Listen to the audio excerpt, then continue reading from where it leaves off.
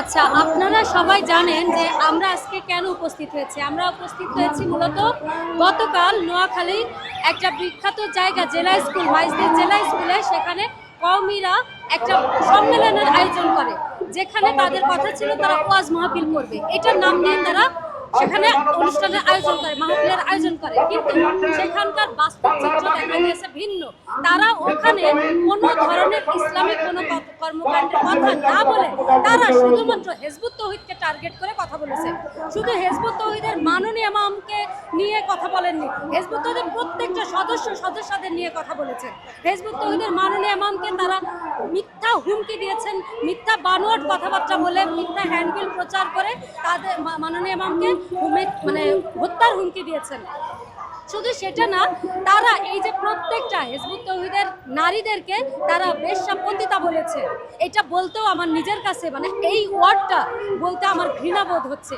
তাদের কাছে আমাদের একটাই কথা, তারা কোন কারণে, কোন প্রমাণের ভিত্তিতে তারা হিজবুত তৌহিদের এই নিরপরাধ কোনো রকম প্রমাণ তথ্য ছাড়াই তারা হিজবুত তৌহিদের নারীদেরকে এইভাবে বেশ্যাপতিতা বলতে পারে। আপনারা নাকি ইসলামের বিরুদ্ধে অপপ্রচার চালান, সেটা তারা বলছিল। দেখেন, আপনারা সচেতন মানুষ, এই বাংলাদেশে অসংখ্য সচেতন সুনাগরিক রয়েছে।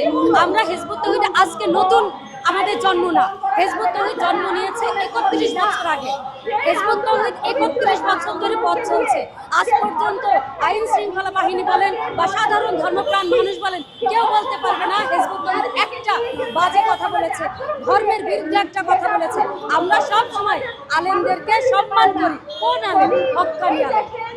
কিন্তু যারা ধর্মের বিনিময় গ্রহণ করে, যেখানে আল্লাহ সূরা বাকারা এবং সূরা আল ইমরানের ভিতরে স্পষ্টভাবে বলেছেন যে ধর্ম ব্যবসা নিষিদ্ধ, হারাম, সেটা তারা করছে। আমরা তো আমাদের ব্যক্তিগত মতামত দিই নাই, আমরা মতামত দিয়েছি আল্লাহ কোরআনে যেটা বলেছেন সেটা।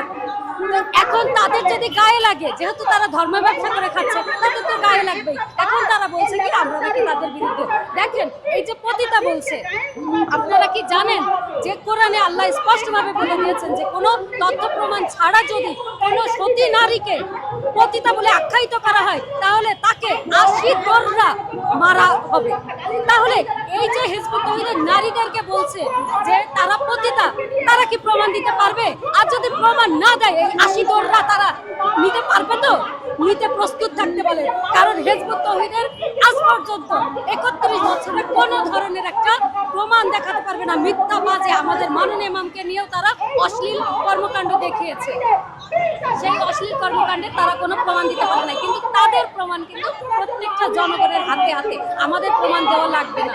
তো আমরা সেটাই বলছি যে তথ্য প্রমাণ দিয়ে কথা বলবেন, না হলে কিন্তু এই প্রত্যেকের পিঠে 80 দোররা করে খাওয়ার জন্য রেডি হতে হবে তাদের। নিরপেক্ষ, সত্য প্রকাশে আপোষহীন।